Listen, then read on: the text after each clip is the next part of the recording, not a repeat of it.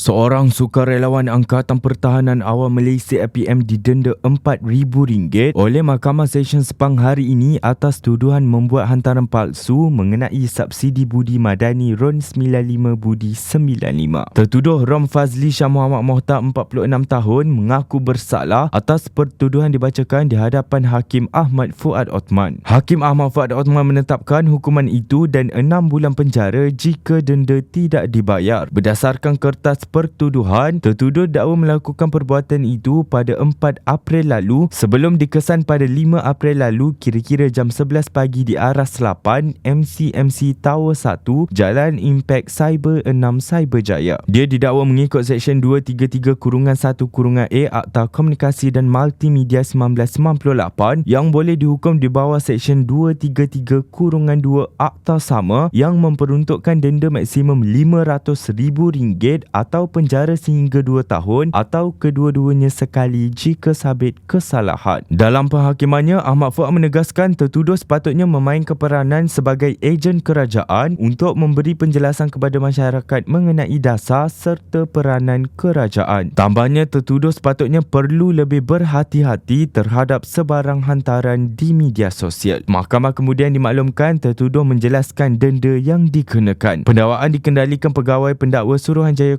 Komunikasi dan Multimedia Malaysia MCMC Nazrul Nizam Muhammad Zamiri.